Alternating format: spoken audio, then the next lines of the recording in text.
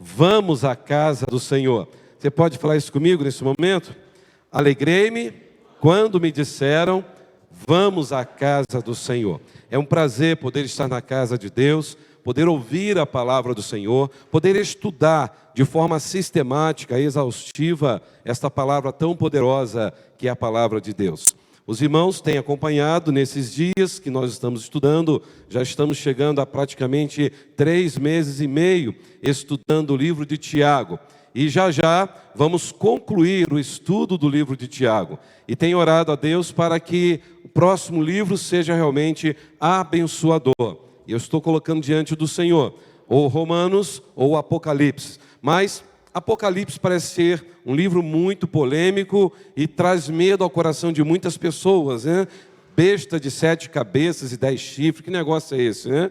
Então, há uma grande possibilidade de a gente começar a estudar Apocalipse e desvendar esses mistérios à luz da palavra do Senhor. Mas estou orando ao Senhor para isso. E hoje nós estamos na reta final de Tiago. E quero convidar você a abrir a sua Bíblia em Tiago, capítulo 5. E se Deus nos permitir, mais 2 semanas estaremos concluindo esse estudo tão importante, tão abençoador, tão exortativo que tem sido o livro de Tiago. Tiago, capítulo 5. Assim nos ensina a palavra do Senhor. Eia, pois, agora vós, ricos, chorai e pranteai, por vossas misérias, que sobre vós hão de vir. As vossas riquezas estão apodrecidas, e as vossas vestes estão comidas de traça. O vosso ouro e a vossa prata se enferrujaram, e a sua ferrugem dará testemunho contra vós, e comerá como fogo a vossa carne, entesouraste para os últimos dias. Eis que o jornal dos trabalhadores que ceifaram as vossas terras e que por vós foi diminuído, clama. E os clamores dos que ceifaram entraram nos ouvidos do Senhor dos Exércitos. Deliciosamente vivestes sobre a terra e vos deleitastes, cevastes os vossos corações como num dia de matança, condenastes e matastes o justo, e ele não vos resistiu. Que Deus abençoe a leitura da sua palavra. Vamos orar mais uma vez. Obrigado, Senhor, pela tua palavra lida. Obrigado pelo privilégio que temos de ter liberdade religiosa para podermos estudar a tua santa palavra aqui neste local consagrado ao Senhor. Pai, nós cremos que quando a tua palavra é lida e explicada, é o Senhor falando diretamente aos nossos corações. Ajuda-nos, ó Deus, a entender o teu recado nesta noite e não só compreender, mas também praticar em nosso viver diário. Usa a minha vida, Senhor, como instrumento nas tuas mãos, para que a honra, a glória, o domínio e o poder sejam dados tão somente ao nome de Jesus Cristo, aquele que é a razão da nossa vida, e é nesse nome que nós oramos, hoje e para sempre. Amém. Meus irmãos, quando eu vou lendo Tiago e vou analisando mais e mais cada passagem, cada versículo, lendo novamente desde o capítulo 1, a sensação que eu tenho é que Tiago estava andando pelas nossas ruas essa semana. Parece-me que Tiago estava vivendo aqui em nosso país, porque Tiago traz aqui muitas respostas para aquilo que eu e você estamos vivendo hoje, na vida pessoal, na vida eclesiástica também.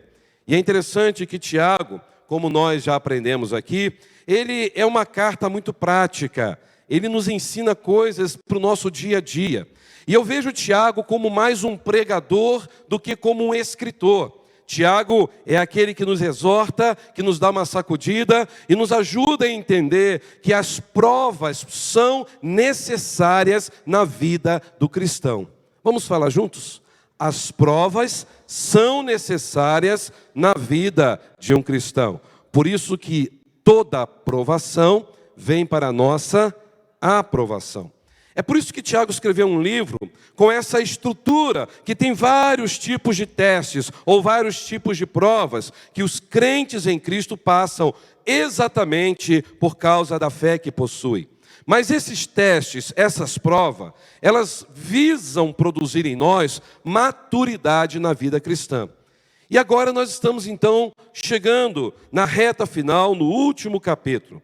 E Tiago, nesse capítulo 5, já inicia agora um novo ciclo de temas fortes, temas que também nos dão uma sacudida, temas que muitas vezes nos incomoda, porque não é fácil a gente ler e entender o que Tiago está falando e ter que transmitir para a igreja. Porque a sensação é que o pastor está querendo dar indireta para alguém. Pelo contrário, esse texto falou diretamente comigo, como sempre acontece.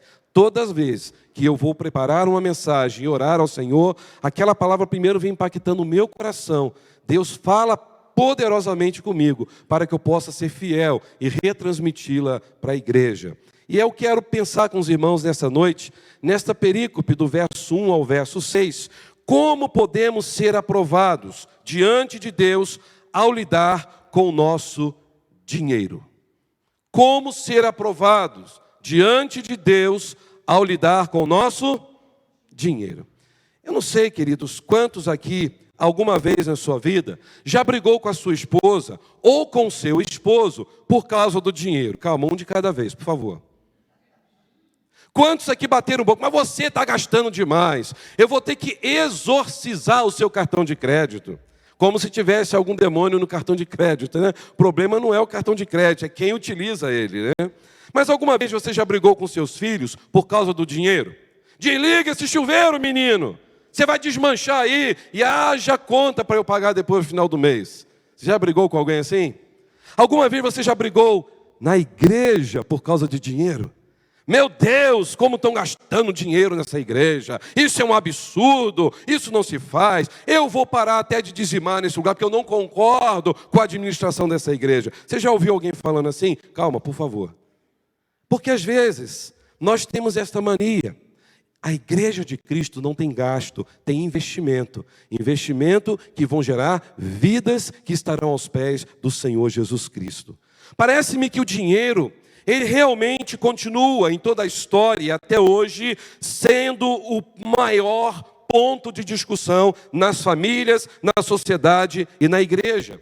E as pessoas parecem-me que estão muito mais preocupadas neste momento em ganhar dinheiro, em ter uma vida melhor, em trocar de carro, uma casa melhor, fazer a viagem dos sonhos, que elas não têm tempo para nada. Estão trabalhando manhã, tarde e noite, já estão quase que vegetando, porque estão precisando ganhar mais dinheiro. E pior, não tem tempo para a família, não tem tempo para Deus, não tem tempo para ir à igreja de Jesus, estão tão ocupados com as coisas dessa terra, que as pessoas não conseguem mais arrumar um tempinho para cuidar até mesmo de si mesmo, e consagrar ao Senhor esse dinheiro que você luta com tanto suor na casa de Deus, nem pensar. Porque tem muitas pessoas que falam, pastor, não dá porque eu tenho tanta conta que esse mês eu não posso ofertar, esse mês eu não posso devolver aquilo que pertence ao Senhor.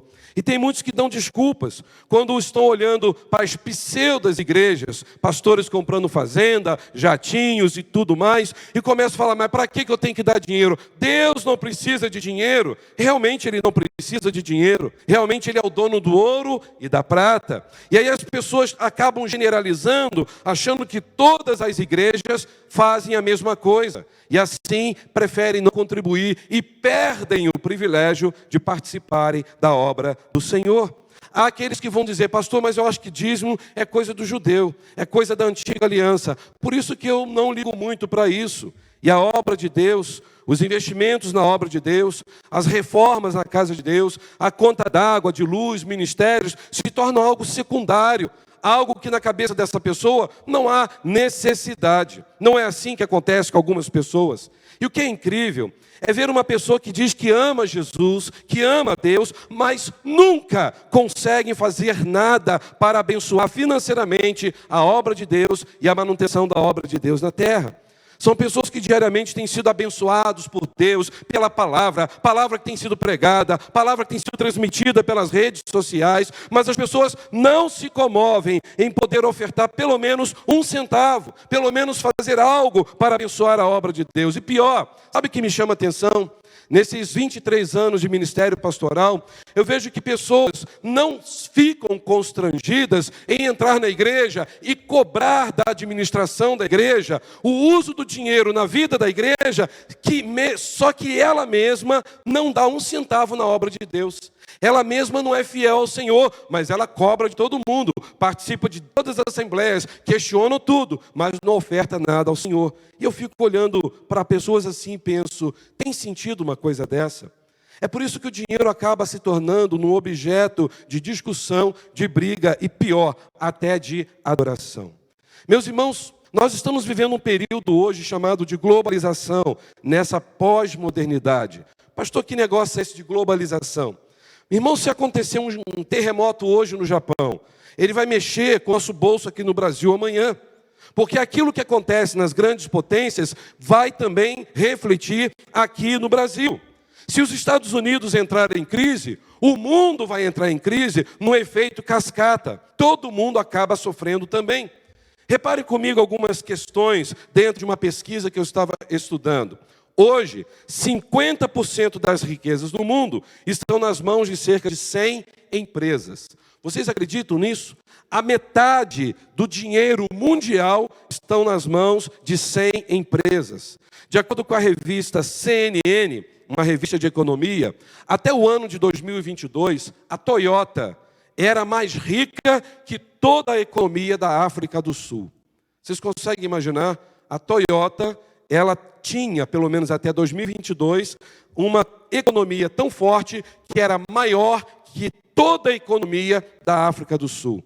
A General Motors é considerada uma empresa mais rica que todo o país da Noruega.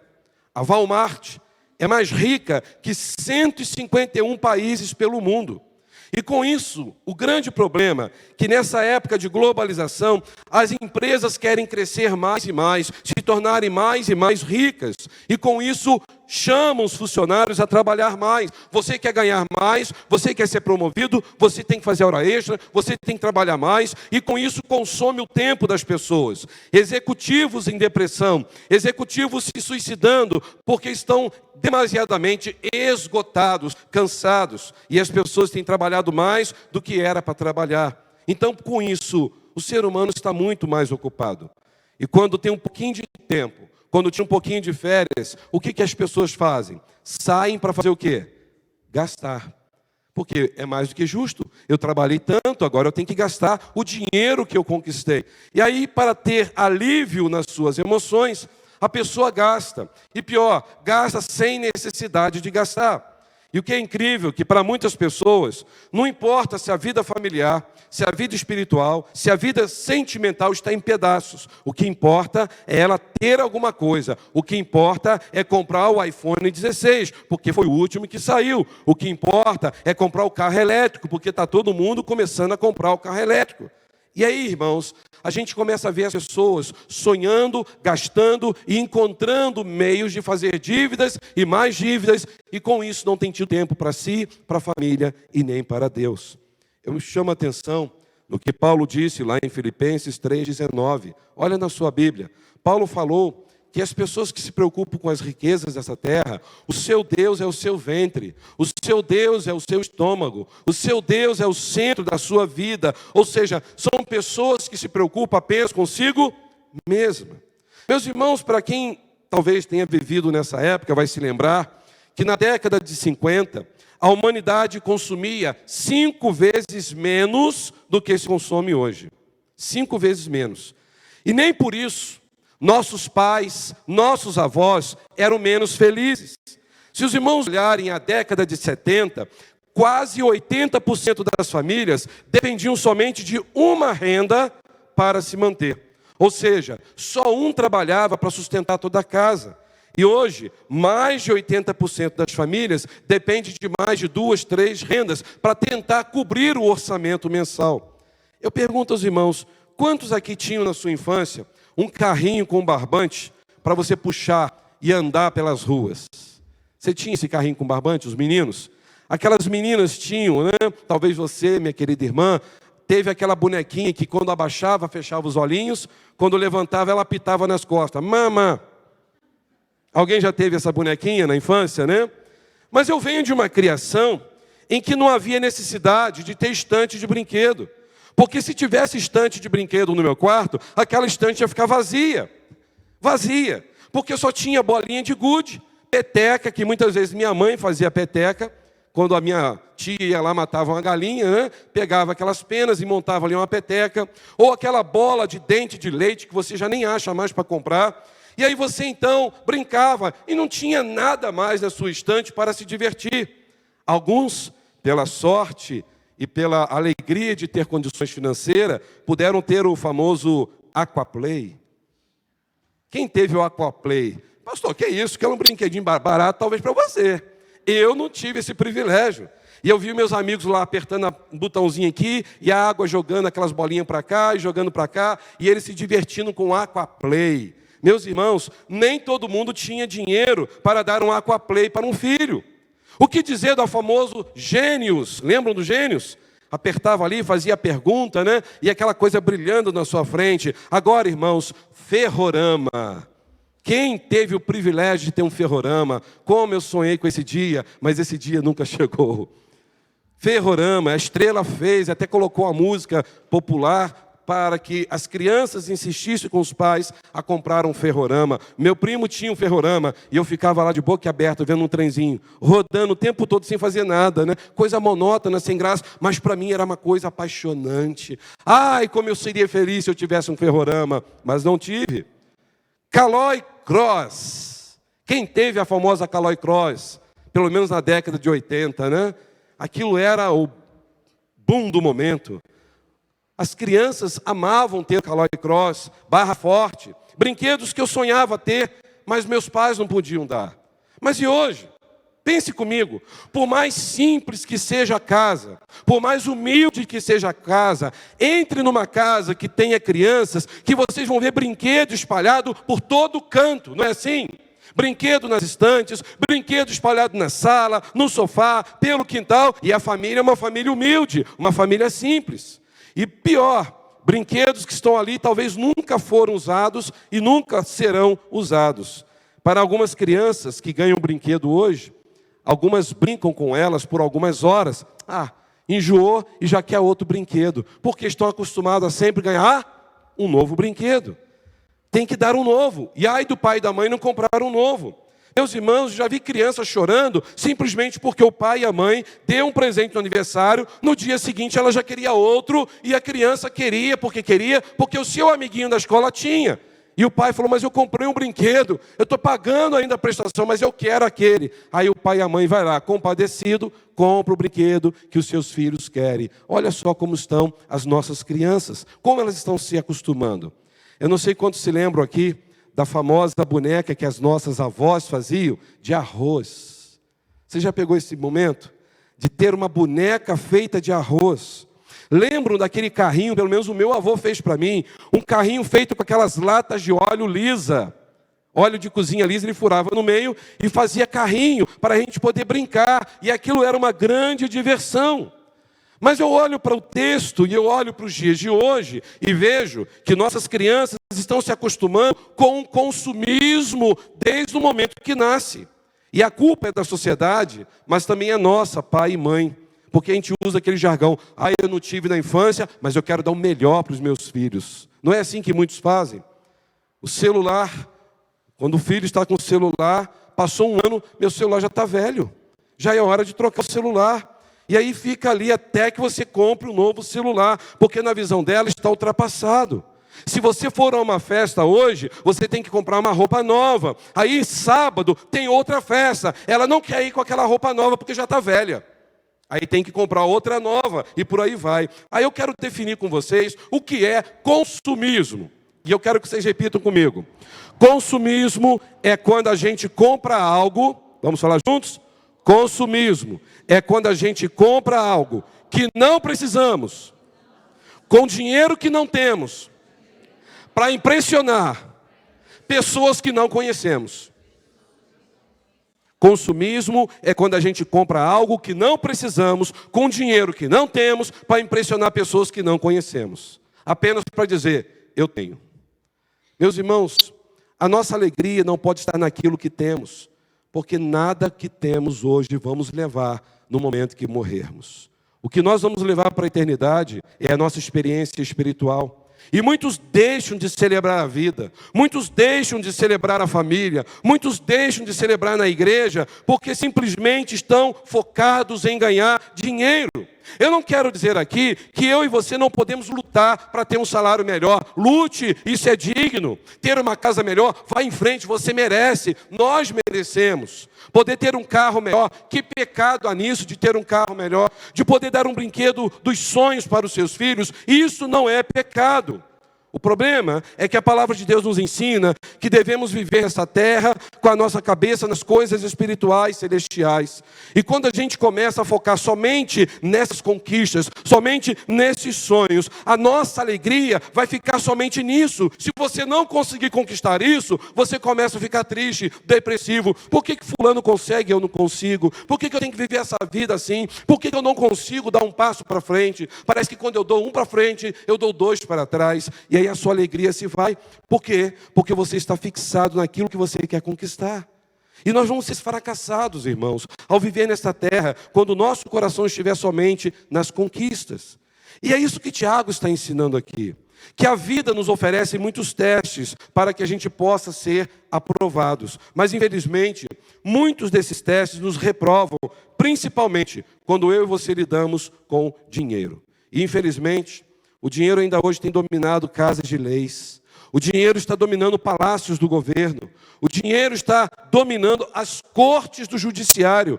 O dinheiro é o maior Deus deste mundo. E é por causa do dinheiro que as pessoas roubam. É por causa do dinheiro que as pessoas mentem. É por causa do dinheiro que as pessoas se corrompem. É por causa do dinheiro que as pessoas casam-se por interesse, se divorciam, matam e morrem por causa do dinheiro. E o dinheiro tem se tornado mais do que uma moeda. O dinheiro se tornou um espírito, porque o dinheiro, como diz a Bíblia, se transformou num Deus. E a Bíblia chama o dinheiro de mamon. A Bíblia diz que ninguém pode servir a Deus e a mamon, ou ao dinheiro. Mateus capítulo 6, verso 24. Ele tem sido o mais poderoso dono de escravos deste mundo, o dinheiro. O grande problema não é possuir dinheiro. O grande problema é ser possuído pelo dinheiro. O dinheiro, irmãos, é um ótimo servo, mas é um péssimo patrão. Eu quero repetir isso com vocês. Vamos falar? O dinheiro é um ótimo servo, mas um péssimo patrão. Então, eu afirmo para os irmãos, não é pecado ser rico. A riqueza para mim é uma bênção. O próprio rei Davi, lá em 1 Crônicas 29, 12, ele diz, riquezas e glórias vêm de Deus. Moisés, ele já vai dizer em Deuteronômio 8, 18, que é Deus quem nos dá sabedoria para adquirirmos riquezas. O grande erro do ser humano é colocar o coração nas riquezas. E é aí que temos que compreender que a raiz de todos os males não é o dinheiro, mas o amor ao dinheiro. Deu para entender? 1 Timóteo 6,10 fala sobre isso. O amor ao dinheiro é que é a raiz de todos os males, não o dinheiro em si. Mas, infelizmente, muitos têm substituído os seus relacionamentos por causa dos seus bens. Muitas pessoas estão construindo um patrimônio colossal, mas perdendo a sua família. É por isso que eu sempre digo que nenhum sucesso na vida profissional vale um fracasso na família. Nenhum sucesso na vida profissional vale um fracasso na família. E vou além. A Bíblia nos ensina aqui por meio de Tiago. Deus está observando aquilo que está acontecendo comigo e com você diante da nossa administração financeira. É isso que Tiago está falando aqui. Porque esse texto aqui é uma sentença final de Deus. Deus que é o justo juiz, Deus que é o legislador. Deus está falando sobre o uso e o abuso das riquezas. E você vê isso do verso 1 ao versículo 3 de Tiago, capítulo 5. Irmãos, Tiago está dizendo aqui que as riquezas vão apodrecer, as riquezas vão enferrujar, as riquezas vão acabar. E aí Tiago fala que os ricos ficavam exatamente assim, ricos, porque eles só se enriqueciam, porque eles ficavam em cima dos pobres, sugando dos pobres para conseguir a sua riqueza. E você vê isso no versículo 4. Os ricos viviam no luxo, e assim mesmo no luxo eles exploravam os pobres. Irmãos, os ricos nesse texto aqui oprimiam, matavam os pobres, sufocavam os pobres com trabalho. E Tiago disse que isso estava sendo visto por Deus. Agora é bom deixar claro aqui que Tiago ele não se referia aqui aos cristãos.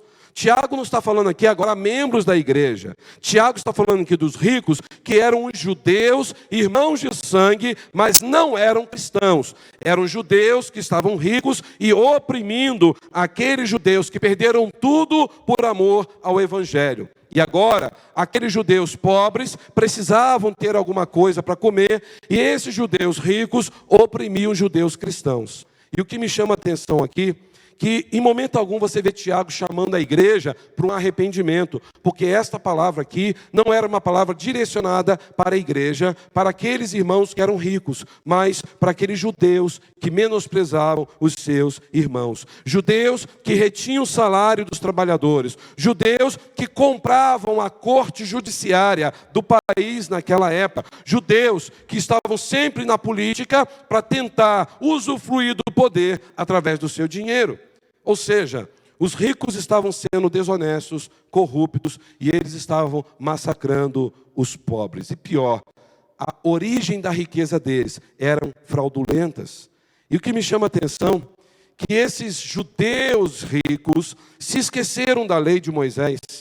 Uma lei que disse que era proibido ficar com o salário do trabalhador até a noite. Está lá em Deuteronômio 24, 14 e 15 e Levítico 19, 13. Porque os trabalhadores iam trabalhar, eram contratados por um preço, e o trabalho então ficava até a noite, e aí eles ficavam falando, não, você tem que terminar esse trabalho. Eles já estavam cansados, ficando doentes, e na hora de receber o salário, o rei falou, não vou te pagar, porque você demorou para trabalhar. Era isso que estava acontecendo aqui, nesse contexto. Vocês conseguem imaginar isso? Uma pessoa trabalha, faz hora extra, não tira férias e não recebe salário. Isso estava acontecendo, tudo em troca apenas de um prato de comida. É por isso que quando eu olho para esse texto, eu fico preocupado com crentes em Jesus que têm empresa. E muitas vezes os crentes em Jesus, ao invés de ser exemplo com seus funcionários, são péssimos patrões. Não são fiéis, não abençoam seus funcionários, simplesmente não são honestos na hora de pagar o justo para os seus funcionários, mas batem no peito dizendo que são crentes em Jesus Cristo. Isso é muito sério. Pessoas que não contratam os funcionários porque é muito caro contratar e mantêm todos eles nos bastidores. Isso é algo muito sério. Tiago estava dizendo aqui para a igreja exatamente o seguinte: cuidado com o dinheiro, olha para os ricos. Os ricos podem ter uma vida boa, mas eles serão julgados muito em breve. Olha o que diz Provérbios 22, por gentileza.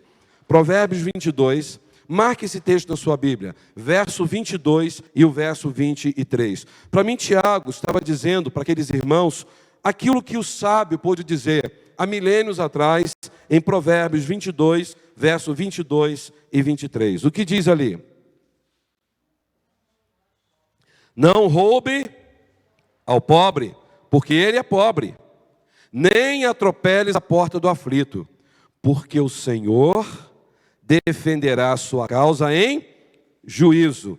E aos que os roubam, ele lhes tirará a vida.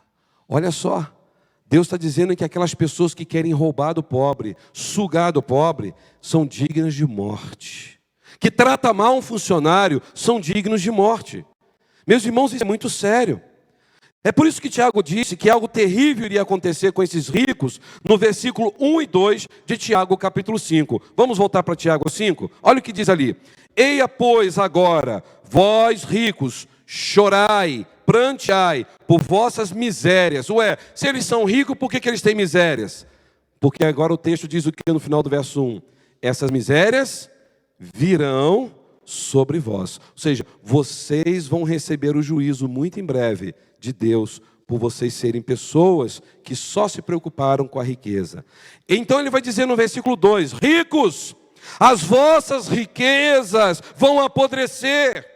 Ricos, as vossas vestes vão virar comida de traça. Ou seja, enquanto vocês acham que estão se fortalecendo, comprando coisas, e pior, comprando sentença judiciária, irmãos, o que está acontecendo aqui é que os judeus estavam indo lá em Roma, dando dinheiro para o poder judiciário, para que eles julgassem leis, para defender os ricos e destruir os pobres.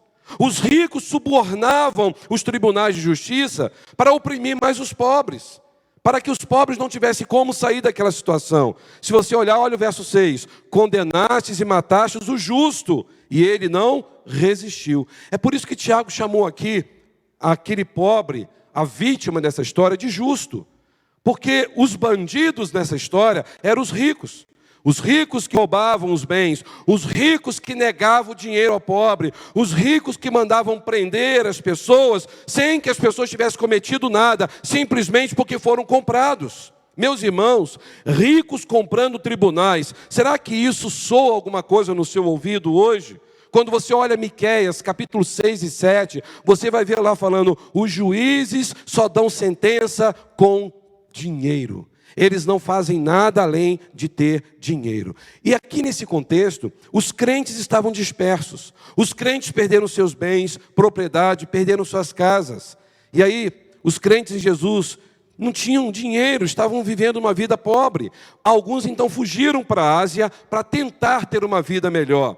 E aí veja, irmãos, que quando eu olho esse texto, eu vejo aqui Deus dizendo, por meio de Tiago, que aqueles homens que estavam comprando a justiça, eles iriam receber a sentença, não de um juiz corrupto, mas do justo juiz, o Deus Todo-Poderoso. Ou seja, enquanto os ricos queriam controlar a corte do judiciário, Deus estava dizendo, eu sou o juiz dos juízes, eu é que vou dar a sentença final sobre este mundo.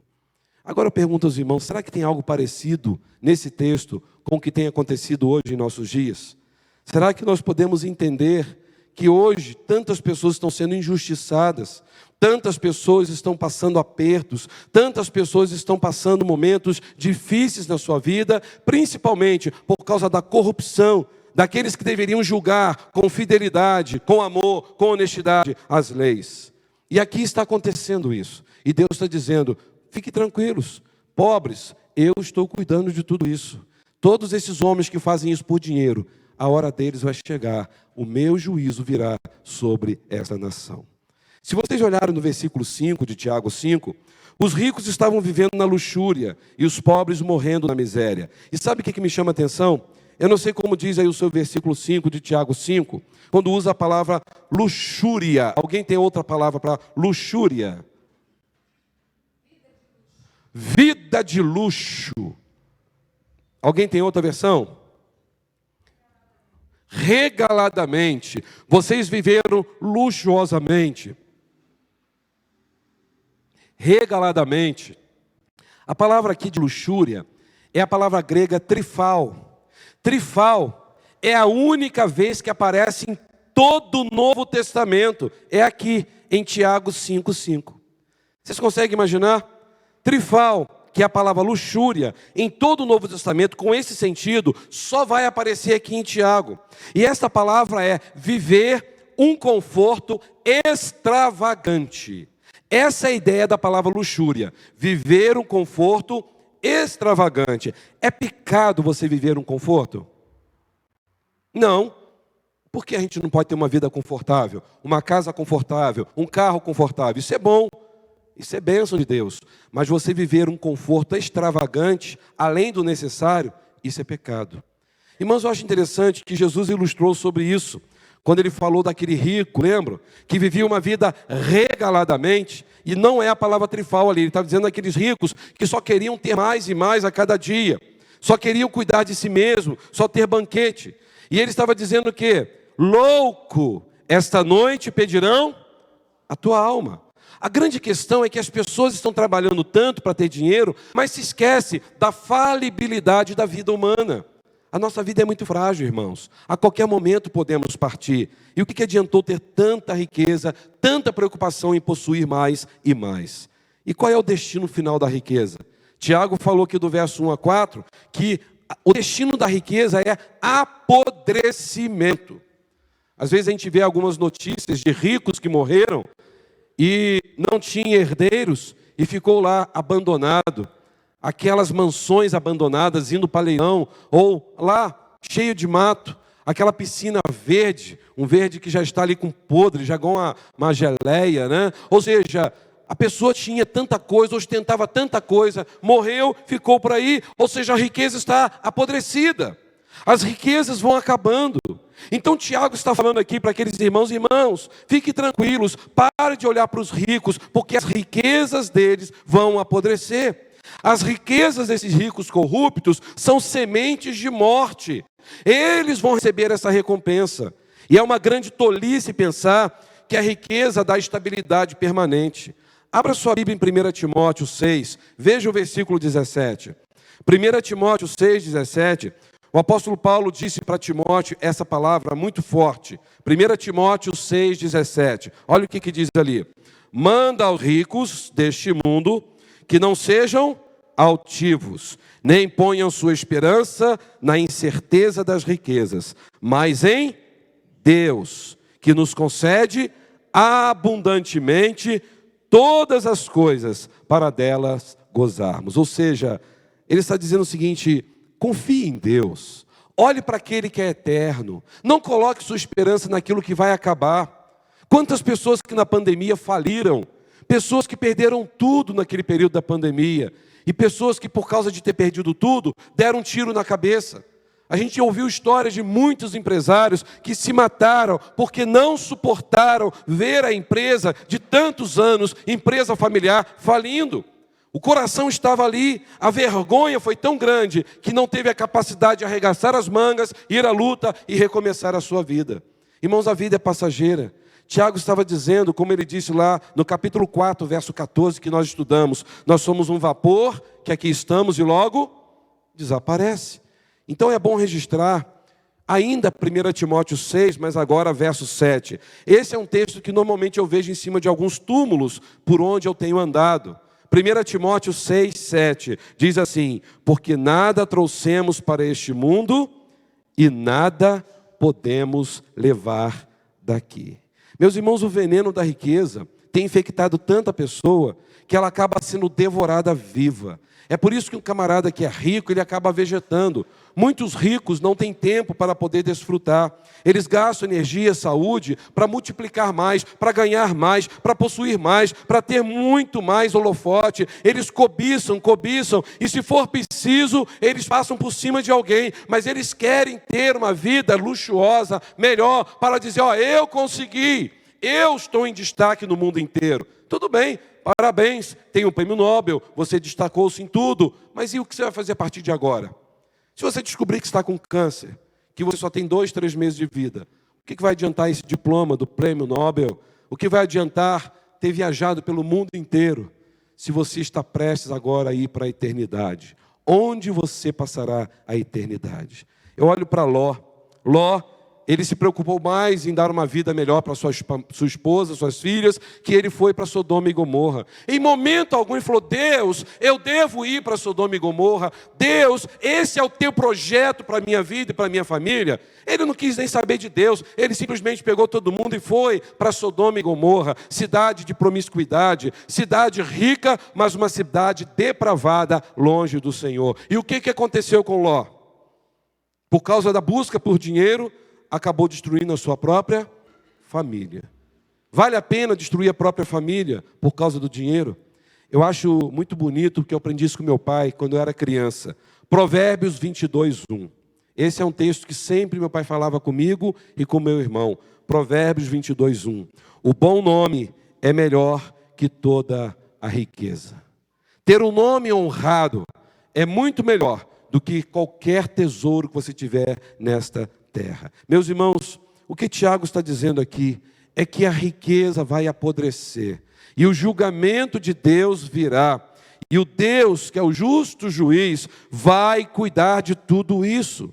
E a Bíblia nos ensina que todos nós iremos comparecer perante o tribunal de Cristo para sermos julgados por aquilo que fizemos por meio do corpo, ou bem ou mal. E se vocês notaram comigo, desde o versículo 1 desse capítulo 5, a gente está vendo aqui só um julgamento de Deus sobre os ricos. E o que é engraçado é que Tiago ensinou que as testemunhas que Deus vai chamar para julgar os ricos serão as próprias riquezas. É claro que é uma figura de linguagem. Tiago está dizendo assim, naquele dia que os ricos morrerem e forem para a eternidade, longe de Deus, quem vai julgá-los será a própria riqueza. Riqueza enferrujada, serão as roupas comidas por traça. Tiago 5, verso 3. Então a finalidade dessas testemunhas aqui é mostrar para os ricos o seguinte: olha, o que adiantou? Você me comprou, eu sou uma roupa preciosa, agora estou comida pela traça. Você me adquiriu, eu sou uma riqueza que agora não é mais riqueza, porque eu estou enferrujado. Irmãos, como que eu vejo pessoas se matando para trabalhar, para ter mais dinheiro, e não desfrutam da vida, não desfrutam da família, não desfrutam da sua espiritualidade, porque estão sempre ocupados demais. Essas riquezas vão testemunhar contra essas pessoas. E aí, eu começo a ver esse texto de Tiago. Ele fala que a voz de todo esse dinheiro, a voz de todas essas pessoas pobres, vão chegar nos ouvidos do Senhor dos Exércitos. Assim como Deus ouviu o sangue de Abel, quando foi morto por Caim, aqui está dizendo também, os trabalhadores roubados, injustiçados, toda a riqueza conquistada, vão gritar, e Deus do céu vai ouvir, e Deus vai julgar. Só que nesse julgamento, não vai ter chance para o rico subornar. Tá bom, Deus, eu sei que eu sou culpado. O que o senhor pode aí me aliviar? O senhor aceita algum suborno? Deus não aceita suborno. Os juízes corruptos podem, mas Deus não, porque Deus é santo, Deus é poderoso, Deus é justo, Deus é digno, Deus é o justo juiz. Sabe o que eu acho interessante? Que logo depois desse texto aqui de Tiago, esses judeus ricos perderam tudo. Porque o Império Romano começou a perseguir todos os judeus, não só cristãos, mas se tinha nome judeus, eram perseguidos. E isso acontece no ano 64 da era cristã. Meus irmãos, o que adiantou? Aqui já era uma palavra profética para aqueles judeus cristãos. Por favor, parem com isso. Vocês acham que podem comprar os juízes romanos? Vocês estão enganados. Há um justo juiz no céu. Ele está vendo o que vocês estão fazendo. E uma hora vocês vão passar. As riquezas que vocês têm vão apodrecer. Meus irmãos, eu olho para isso e fico lembrando daquela época que as pessoas guardavam dinheiro debaixo do colchão. Você conhece alguém que fez isso? A pessoa passou a vida inteira juntando dinheiro para ter uma vida melhor, morria de medo de perder o dinheiro no banco e guardava debaixo do colchão. Quem guardava dinheiro debaixo do colchão? Joelson? Não, né? Aí quando a pessoa foi trocar o dinheiro uma certa vez, descobriu que o dinheiro estava ultrapassado, não tinha valor algum. A vida inteira comendo macarrão, fazendo de tudo para não gastar dinheiro com mais nada, para ter o dinheiro guardado debaixo do colchão, porque não confiava no banco. As moedas foram trocando, o governo deu oportunidade para trocar as moedas, mas a pessoa não trocou. E isso foi um fato real que aconteceu com uma certa pessoa. É por isso, irmãos, que eu vejo que as pessoas estão tão preocupadas com ganhar alguma coisa, que elas idolatram aquilo que ganham. Você já viu uma pessoa que idolatra o próprio carro? Tem pessoas que acabam de comprar o carro, se tem um grupo de jovens assim encostar, tira aí, por favor, você tem um botãozinho de aço, vai arranhar meu carro. Eu fui chamado a atenção quando era adolescente na igreja, de uma pessoa que falou isso comigo. Você vai arranhar o meu carro. O carro era mais importante do que as vidas. Quantas pessoas que ainda hoje são assim também? E aí eu começo a olhar aqui e vejo que a matemática de Deus é diferente. A matemática de Deus nos ensina que quando nós oferecemos, é que nós recebemos. Ou seja, quando eu sou fiel a Deus, eu aprendo que quando se perde, é que se ganha. Com Deus, eu estou simplesmente deixando aquilo no altar do Senhor. E Deus continua abençoando a minha vida. Nada vai faltar na nossa mesa, porque Deus não vai permitir. Por isso que o salmista disse, nunca vi um justo mendigar o pão e nem a sua descendência passar por necessidade. É por isso, irmãos, que eu olho para as pessoas hoje que só se preocupam com dinheiro e estão sempre preocupados com aqui e agora, mas se esquecem da eternidade. Eu fico olhando para esse texto de Tiago e vejo Tiago dizendo, o dinheiro fala. O dinheiro está clamando. O dinheiro também tem voz, porque Deus está ouvindo dos céus aquilo que as riquezas estão falando. Olha, nós fomos conquistados por causa da injustiça desses ricos. Eles foram corruptos e utilizaram a nós para poder ganhar dinheiro e comprar juízes. Então aqui as testemunhas desses ricos no juízo de Deus são as próprias riquezas, as roupas caras que eles compraram. E aí eu olho para esse texto e penso para os dias de hoje. Será que nós hoje estamos vivendo uma vida honesta com aquilo que Deus tem nos dado? Será que algum irmão, talvez, em algum momento já passou pela tentação de querer fazer um famoso gato, porque a conta de luz está cara? E qual é o problema? É só um fiozinho, não tem nada demais. É pecado, é crime, isto é errado. Quantas vezes as pessoas querem burlar a lei, burlar as coisas, exatamente para conquistar alguma coisa, se dar bem em cima do outro. E quando você conquista mais, você olha para o outro e fala, viu, eu consegui, eu faço mais do que você, eu sou um melhor profissional que você. Parece que é uma disputa. Às vezes eu vejo isso em famílias. Se a família tem 2 empresários, parece que um fica disputando com o outro quem é o melhor. Se a família tem 2 médicos, parece que os 2 médicos disputam entre si para ver quem é o melhor. Se a família tem talvez 2 banqueiros, né? Os 2 ficam disputando. Se tem 2 pianistas, os 2 disputam quem é o melhor pianista. Se tem 2 pastores, quem é o que prega melhor, um ou outro, né? Irmãos, por que as pessoas querem competir uma com a outra? E agora a gente começa a ver que isso que nós fazemos é errado perante o Senhor. Isso se chama uma pessoa que quer ostentar, quer ser melhor. Isso é arrogância, isso é prepotência, isso é presunção que nós estudamos na semana passada. Nós temos que ser humildes, nós temos que fazer o melhor. Deus vai nos dar riqueza, sim, isso é bom, isso é saudável. Mas se Ele nos der, vai ser para a glória dEle, para abençoar a nossa vida, nossa família e abençoar o próximo. Tudo que nós usarmos somente para estocar, isso vai servir para a nossa ruína, destruição. Porque após a nossa morte, a nossa geração vai ficar aí brigando na justiça. Quem é que tem direito ao quê? Quantas brigas eu já fui presenciar como pastor em São Paulo, de filhos que estavam disputando o que o pai tinha deixado. E pior, eu encerro falando do que eu vivi, e espero nunca mais viver isso na minha vida como pastor. Eu estava no cemitério em Pindamonhangaba, e eu lembro daquele momento que o pai daqueles 3 jovens tinha falecido infartado, e ele estava ali sendo sepultado.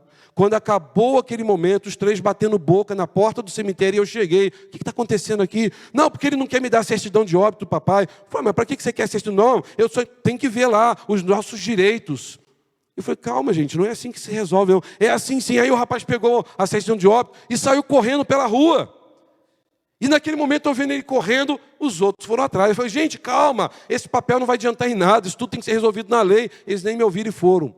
Aquele irmão que estava correndo atrás deu uma voadora nas costas daquele que estava com a certidão de óbito, caiu no chão, o outro pulou em cima, os 3 batendo no outro ali. Foi preciso chamar a polícia. Dali a pouco eles estavam lá, um batendo no outro. E quando eu cheguei, eu olhei para aqueles 3, dos 3, 2 eram minhas ovelhas. Eu falei, por que vocês estão brigando? O pai acabou de morrer, vocês sepultaram ele ali agora, não tem nem meia hora. Vocês estão brigando por causa de dinheiro. Esse dinheiro vai ser maldito na vida de vocês. Não façam isso. Quem vai dar a última palavra não é a certidão de óbito, é o juiz. Resolva isso lá na justiça. Mas eu sinto muito em dizer para vocês, estou decepcionado com a atitude de vocês 2 em fazer isso à luz do dia, depois de sepultar o próprio pai. E eu fico imaginando um pai que trabalhou a vida inteira, lutou para conquistar alguma coisa, para depois os filhos ficarem se mordendo para ver quem tem direito a quê. O que adianta ter riqueza? Para virar motivos de briga, motivos até mesmo de tirar a vida de alguém. Quantos assassinatos a gente vê aí por causa de dinheiro? Que Deus, em sua infinita misericórdia e bondade, nos livre desse sentimento de olhar para as riquezas como a coisa mais importante da nossa história. É bom ter dinheiro? É maravilhoso. Mas o dinheiro precisa ser nosso servo e não nosso Senhor. Feche os seus olhos, vamos orar. Eu não sei se você tem usado os seus bens para abençoar vidas. Talvez quando se fala de entregar dízimo ao Senhor, isso feche o seu coração. Talvez você seja uma pessoa que gasta dinheiro com uma camisa de futebol, gasta 200, 300 reais. Mas para poder abençoar uma vida, para conhecer o nome de Jesus, quanta dificuldade. O que vai adiantar barganhar tanto com as coisas espirituais? Uma hora nós vamos partir. Tudo isso vai ficar. Talvez vai ficar para abençoar vidas, abençoar a família. Talvez tudo aquilo que conquistamos vai virar motivo de briga entre a nossa geração. Vamos ensinar nossos filhos a valorizar o que temos. Vamos mostrar para eles que a vida não consiste apenas em ter as coisas. Ter dinheiro é bom, mas o dinheiro não pode dominar a nossa vida. Querido, talvez você esteja aqui hoje, você está cansado porque você tem trabalhado demais. E a sua vida inteira tem sido só trabalho, só trabalho, só trabalho. E você não tem tido tempo nem para ler a Bíblia, nem para orar, nem para poder desfrutar um pouco com a sua esposa, com o seu esposo, nem para desfrutar com seus filhos, com seus netos. Pare um pouquinho agora, respire e veja o que é mais importante na sua vida. Conquistar aquele dinheiro que você quer ganhar, ter aquela empresa que você tanto está lutando por ela, ou desfrutar de Deus, do melhor de Deus nessa terra, desfrutar da sua família, para que a sua geração se lembre de você como um homem honrado, como uma mulher honrada, que amou a Deus sobre todas as coisas, que amou a sua família e que amou o próximo. Que Deus nos livre de sermos lembrados como aqueles que só pensavam em trabalhar e ganhar dinheiro. Se você nessa noite quer entregar a sua vida, tudo que você possui ao Senhor, esse é o seu momento de você falar: Deus, tudo que eu tenho, tudo que sou, eu creio que não é meu, tudo é teu, foi o Senhor que me deu. Diga para o Senhor agora: Deus, ajude-me a ser um administrador correto de tudo aquilo que o Senhor me concedeu aqui nesta terra. Diga para o Senhor: Pai, que tudo que eu conquistar seja para abençoar a minha vida, a minha família, para que seja usado na tua obra, para que vidas te conheçam como Salvador. Diga para Deus: Pai, não permita que o dinheiro venha me cegar, não permita que o dinheiro venha tirar de mim o maior privilégio da minha vida, que é viver uma vida na tua presença, é viver uma vida com as pessoas que me amam e eu amo. Converse com Deus nesse momento. As riquezas vão apodrecer, as roupas vão ser comidas por traças, mas a nossa alma tem uma eternidade pela frente. E aonde iremos passar a eternidade? Você tem certeza que estará com Cristo no céu? Se você tem, louve a Deus por isso. Então, se o céu já é o seu destino, pense então aqui nesta terra, naquilo que Deus quer te usar, para que você seja um instrumento de glória nas mãos do Senhor, em casa, na rua, no trabalho, na escola, na igreja. Consagre sua vida ao Senhor. E nunca se esqueça, quando você perde aqui neste mundo diante de Deus, é aí que você vai ganhar. Porque Deus derramará sobre você bênção tal, que você não tem nem como contar. Você crê nisto? Vamos orar. Ó Deus, obrigado pela vida de Tiago. Obrigado, ó Deus, pelos escritos de Tiago. Pai, ajuda-nos, ó Pai, para que não tenhamos, ó Deus, as mesmas atitudes desses ricos aqui desse contexto. Esse contexto que revela, ó Pai, o quanto aqueles judeus ricos estavam oprimindo os próprios irmãos judeus por eles serem cristãos e pobres. Senhor, é bom trabalhar e nós te louvamos pela saúde. Nós te louvamos, ó Deus, pelos nossos empreendimentos. Nós te louvamos, ó Deus, pelos nossos avanços acadêmicos. Te louvamos, ó Deus, pelas conquistas que o Senhor nos permitiu ter. Louvado seja o teu nome, Senhor. Tudo isso é teu e nós consagramos a ti. Agora, Senhor, nos perdoe. Nos perdoe se em algum momento temos sido corruptos com o nosso dinheiro. Nos perdoe, ó Deus, se temos roubado ao Senhor na hora de devolver aquilo que te pertence. Nos perdoe, Senhor, se brigamos por causa de patrimônio. Nos perdoe, Senhor, se brigamos por coisas que são perecíveis. Ajuda-nos, ó Deus, a ter um coração sensível à tua voz. Ajuda-nos, ó Deus, a sermos mais humildes. Ajude-nos, ó Deus, para que possamos desfrutar do melhor desta terra, com as pessoas que amamos, com a nossa família, com a nossa geração e com a tua igreja nesta terra. Eu peço a bênção do Senhor, para que o Senhor nos ajude, Senhor, a viver uma vida segundo o teu coração. Ó Deus, como disse Provérbios 16, verso 3, queremos também fazer valer na nossa vida, consagrar ao Senhor tudo que temos, tudo que sonhamos, tudo que temos planejado, porque se fizermos isso, temos certeza que o Senhor há de nos abençoar. Eu peço a bênção do Senhor e peço perdão, Senhor, perdão pelos nossos pecados, se nós não temos sido fiéis ao Senhor. Perdão, Senhor, se como marido não temos sido sacerdotes do nosso lar. Perdão, Senhor, se as esposas talvez não tenham sido, ó Deus, as mulheres segundo o teu coração dentro dos seus lares. Perdão, Senhor, se os filhos estão sendo contaminados pelo consumismo. Perdão, Senhor, se nós pais que fizemos nossos filhos serem consumistas assim. Eu peço a Deus que o Senhor nos ajude a viver uma vida como Cristo viveu. Viver uma vida, ó Deus, humilde e uma vida cheia do Teu Espírito Santo. Ó Pai, prospere o Teu povo, porque isso é saudável. Que todos possam ter êxito nos seus projetos consagrados a Ti. Que todos possam até alcançar riquezas, sim, Senhor, mas que tudo seja tão somente para exaltar, glorificar o nome do Senhor. Eu faço esta oração, meu Deus, agradecido em nome de Jesus Cristo, a razão da nossa vida. Amém. Que Deus nos abençoe em nome de Jesus. Vamos ficar em pé? Dê um abraço em duas pessoas que você ainda não abraçou. Deseja a ele, deseja a ela uma semana linda, abençoada, em nome de Jesus. E ainda em pé, vamos adorar ao Senhor. Vamos encerrar este culto adorando ao Deus da nossa salvação, a nossa maior riqueza, Cristo Jesus.